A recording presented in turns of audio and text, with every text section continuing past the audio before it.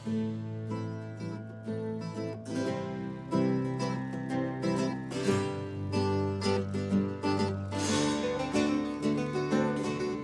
to me, the night is dark. Come to me, the night is long. Sing for me, I'll sing along. Sing for me, oh sing for me. Sway with me, we'll make them scream. Dance with me, we'll make them bleed. Sing for me, I'll sing along. Sing for me, oh sing for me. Listen, do you hear it? Listen, do you feel it? Listen, I'm calling you. Listen, you do know me. Listen, swing and roll me. Listen, I'm calling you. Hey there, gamers! Today, we're playing Divinity Original Sin 2 like a video games journalist. Imagine this, you're bad at video games, you hate the people who actually enjoy them, and you honestly think this is the pinnacle of game design. And now you have to review this gamer game. What better way to go about this chore than letting the gameplay itself? For this playthrough, we're going to leave all the bloody dirty work to the unwashed masses of casual gamers at our disposal, while we nonchalantly browse a thesaurus to make sure that every reader knows we are indeed a professional writer. The rules for this run thus state that we may only deal damage through use of summons. However, due to Divinity's complex surface system that basically just entails that by the end of combat everything's on fire, enemies are bound to take damage that I did not cause. Therefore, I allowed all kinds of passive damage from surfaces and reflective armor, but I may only use abilities and debuffs in such a way that they do not actively decrease an enemy's health or armor. Divinity 2 lets us accomplish this through the use of summoning.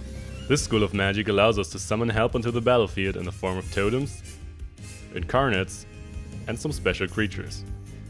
Incarnates were my main source of damage during this run, since there are unique buffs for them that provide them with useful abilities, and since the surface you spawn them on decides their damage type and grants them additional element-based abilities. This makes them more flexible than that one plus-sized dude sports tights who came to the gym exactly once at the start of the new year, only for you to look up and upon seeing him do squats become so captivated by this lunar eclipse that your jaw drops to the floor together with the dumbbells you were holding as you stand, gasping, not from the broken foot, but from the beauty of it all. Buffing them became increasingly more time consuming towards the endgame, but at least that gives me a moment to think about how I can fit Gamergate, LGBTQ issues, as well as the word decolonize into my objective review. Similar to Incarnates, totems take on the element of the surface they were summoned on. Dissimilar to Incarnates, you can have multiple of them and watch them pop the enemy's balloons just like back in the day. No, not that far back. Finally, there are additional summons tied to other schools of magic, which I use occasionally. Oh, and of course, charming enemies is allowed because there's nothing more like a video games journalist than to have the casuals tear each other apart in their name. That and it's really funny.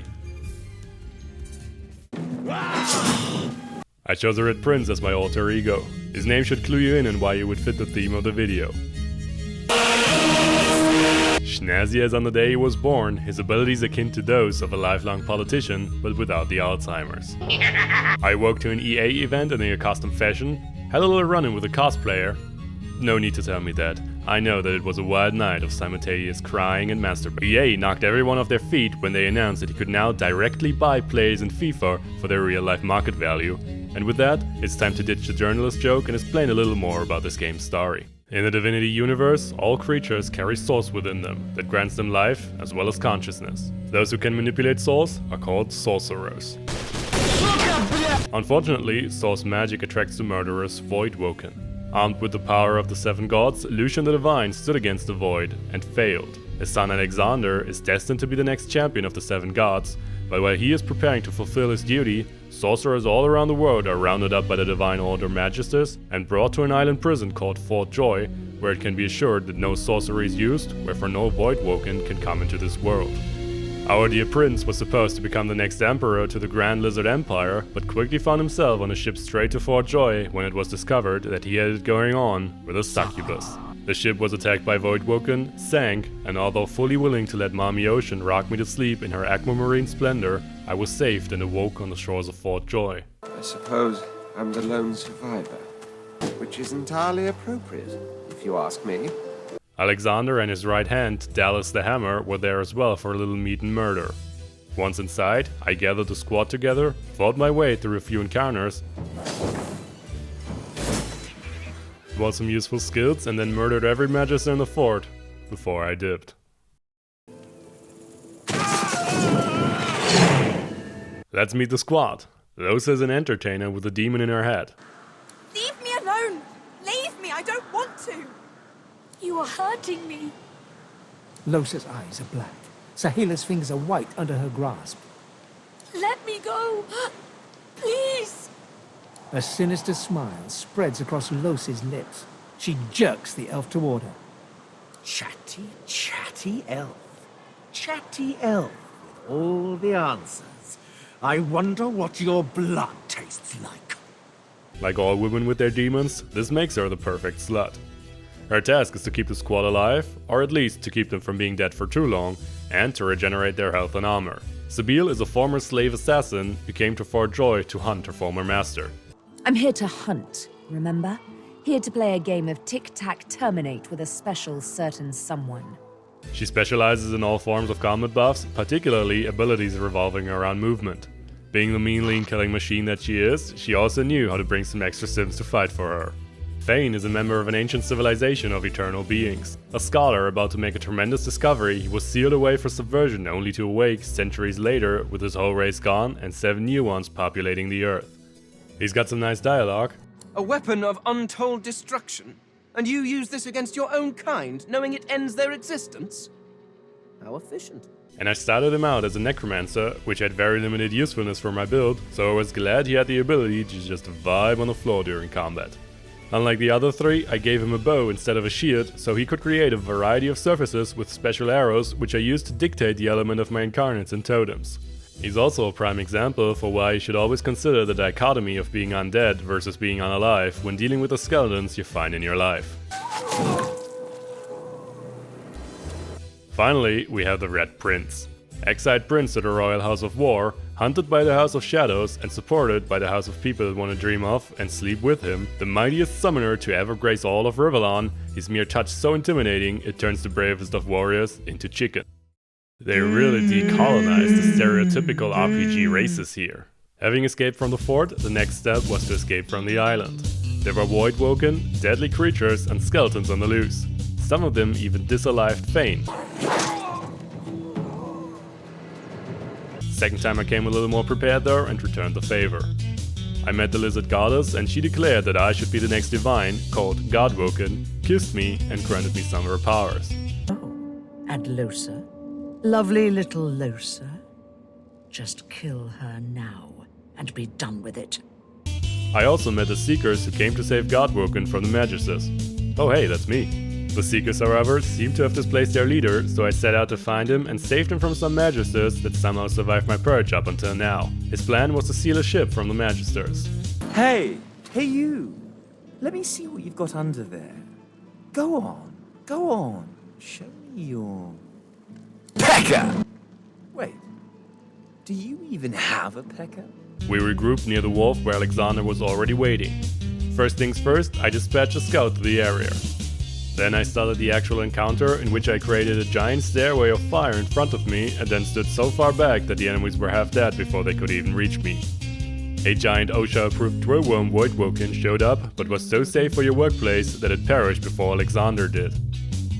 A woman named Melody appeared and bid me follow her to her ship, but first I had to get dripped out and randomly found a jar containing the soul of Graciana, former concubine to the cruel Sorcerer King and Tyrant. Rakus!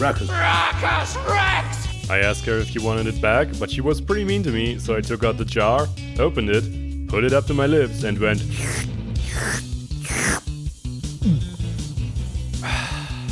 and then left with Melody. The boat granted me access to a mirror that let me freely customize my abilities, but before long we were broadsided by Dallas and her henchman, Vredeman. I was impregnated with a bomb, and we escaped into the sunset.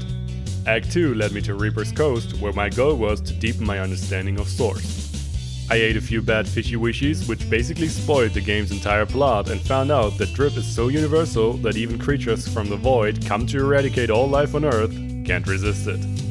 I rescued the person I had come here for and followed her to the town of Driftwood, known for its delicious fish. She was basically my new drug dealer, as she told me what to take to see God for a while. Next, I experienced a peak LGBTQ moment when a spider gave me a big ol' smoocher. During this time, one of my characters reached 10 points in summoning, and boy was I surprised to see my incarnates had reached puberty. This guard in particular really got the worst of their pubescent unruliness. They're just trying to figure out who they want to be in life. One quest had me take care of a little chicken and you want to be turned into chicken nuggets that bad, huh? I dropped him off with his father, and the ensuing encounter was so far above my level that I barely made it out with half of my squad dead after several reloads.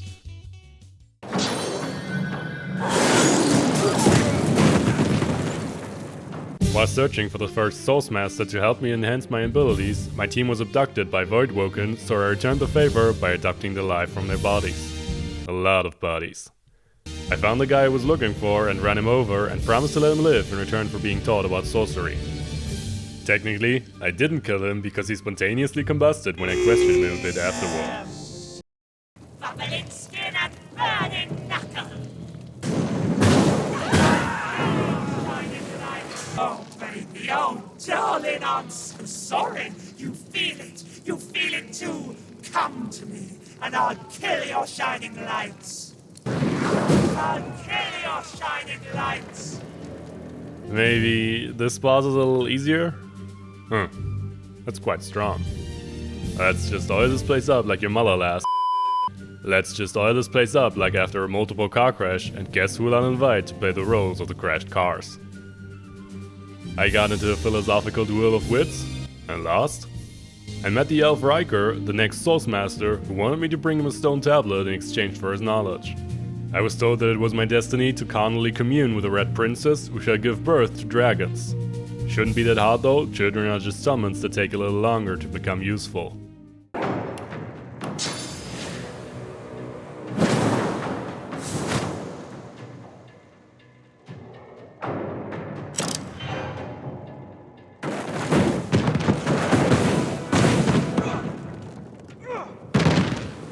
I arrived at the Black Pits where Voidwoken had decimated the population and Magists were now in the act of getting rid of the survivors. I interrupted not one, but 2 executions, and, admittedly, using fire in an oil field wasn't the best idea of the day. What I can say is, I was just too intimidated by the raw, toxic masculinity that this hunk of a man exuded. I entered the Black Pits, Dallas had already come and snagged what she needed from here. I once again played with fire where I shouldn't have, and proved that knowing the solution to a puzzle and solving it are 2 different things entirely. I found the tablet I had come here for and was surprised by a member of Fane's old race. They had a quick exchange, after which I showed her what it's like to be an animal in a petting zoo who has to endure a child's birthday party. Back at Riker's, I gave him the tablet, he taught me sorcery, and then instantly betrayed me, which makes no sense at all, but that's just some food for thought for the afterlife. I'll kill your shining lights.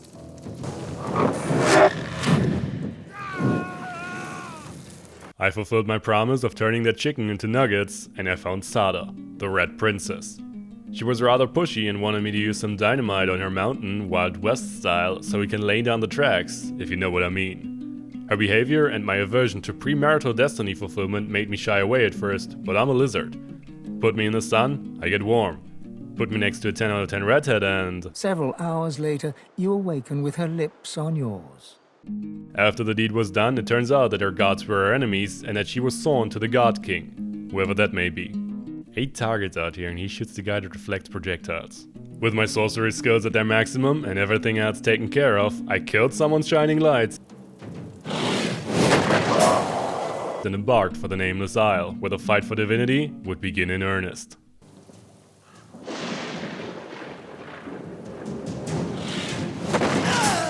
Somehow, Alexander was still alive, on the Nameless Isle, and intended disputing our claim to Divinity. Also somehow, Sabeel fell in love with me right before we faced the Shadow Prince, both Sabeel's former master and the Lord of the House of Shadows that has been hunting me. I dragged the Shadow into the sunlight cast by our conjoined spirits, and it dispersed like insects that dwell under a stone until someone lifts it up.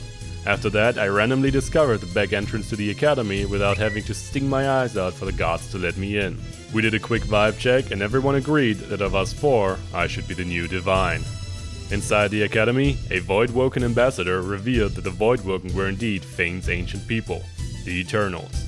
His research had empowered 7 lords to banish the king and all other Eternals into the Void, so that they could reign as gods and each create a race in their own image.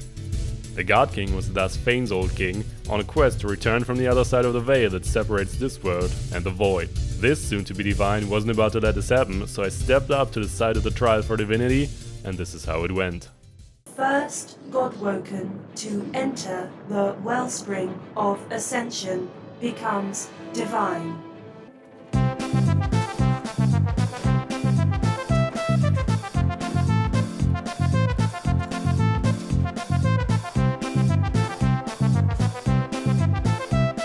I touched the wellspring, Dallas appeared, casually disintegrated Alexander to everyone's delight, and destroyed the wellspring along with my chances at apotheosis. I awoke to the nightmare of being a child who was reprimanded by the disappointed mother when the goddess called me a failure. Killed 3 gods, then witnessed the remaining one turn into super god. I am the last! She caught Fane off guard, but Deicide was quickly committed by a totem spitting a pointy needle. Someone really needs to tell Melody how to use the ship, but you don't bite the hand. There may have been other bites as Sabine and I shared a quiet moment, but we've had enough of that on this channel recently. The hunt for Dallas was on, and it led us straight to the City of Arcs. My name is Jamar. I come from afar. The city was under attack by Voidwoken, there was a giant kraken in the harbor, and inside the city, Dallas and her magisters had had a bloody battle with the rest of the Divine Order. To be honest, this act was just too long and unremarkable, with every main character you meet being a servant to the God King, a big difficulty spike in combat combined with some of the worst fights in the game like this one, and this one, where there's one enemy that constantly teleports your units into the insta-killing death fog while all of them are immune to it. Because that's fun. It's so uninspired, they couldn't even make a cool cheese vendor. That's what the first original Sin game was famous for. Here's my rendition. Not in the mood for cheese? That excuse has more holes than a slice of this finest Gorman bear. No one has as many friends as the man with many cheeses. Anyway, I'll just go over a few interesting occurrences. I chose to trade Glass Cannon on Sabine that grants her 6 action points every round, but armor does not protect her from status effects anymore. That really made me appreciate just how many status effects there are in this game, as she contracted all of them. Half of the time I was unable to control her, and the other half of the time she was on fire, bleeding, poisoned, and useless. Enemies would sacrifice their health and positioning just to dash across the battlefield and punish me for this choice. Like a broken glass in your hand? Can't recommend. I reunited with Sada, freed her from the grasp of the Void King with a tablet I had gotten for Riker, and was granted full custody over our firstborn child. As I stated earlier, children are indeed just summons that take a little longer to become useful, and this one had some nice enough fire-based abilities, but he's got nothing on my incarnates at this age. He'll open your belly and fill it with jelly. The doctor is in, the doctor is in. He'll rip off your toes and shove them up your nose. The doctor is in, the doctor is in. Heard a kid singing that the other day. Her mother heard it too, and beat the poor tyke senseless. That was funny, I have to admit. We tracked down where the demon in Losa was hiding and traveled to his home plane. This was a genuinely cool moment, as Losa struggled with blowing out a single candle that could kill another person under the demon's thrall, but also weaken the demon for us to slay it. Then we came upon this. It wasn't easy, but the demon was too powerful for us with all these souls nourishing him. One genocidal tsunami later and we stood before him. One righteous beating later and he lay in the dirt before us.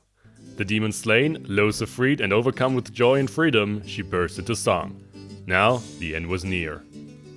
I entered Ark's great cathedral and traversed the path of blood. I have no interesting footage left, so here's some Bioshock gameplay while I'll fill you in on the story bits I skipped. Lucian the Divine was still alive and hiding right here in the cathedral. Dallas conspired with him and it was her task to make sure no other Divine would arise. That included Lucian's son Alexander.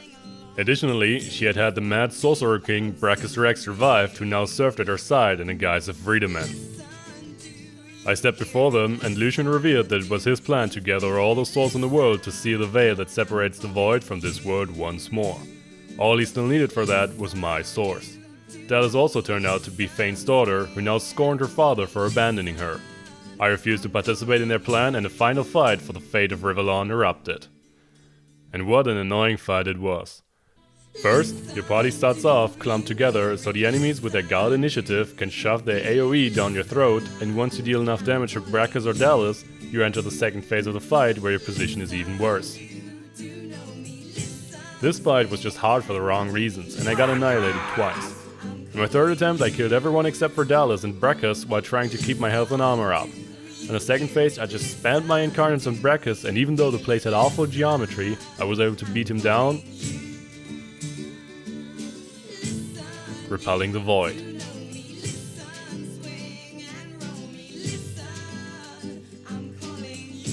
Dallas, who had somehow turned into a dragon, was the last one to fall to my incarnate's wrath, and the run was completed with Divinity in my hands. Returning to my duty of having to review this game truthfully as a game journalist, I rated the worst thing that happened to the industry since Gamergate. And with that, I thank you for watching. If you want to support me, drop a like and subscribe, and until next time, stay sharp.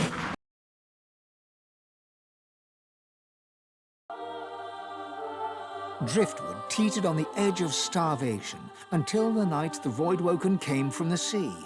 All were killed. This did, however, put an end to the famine.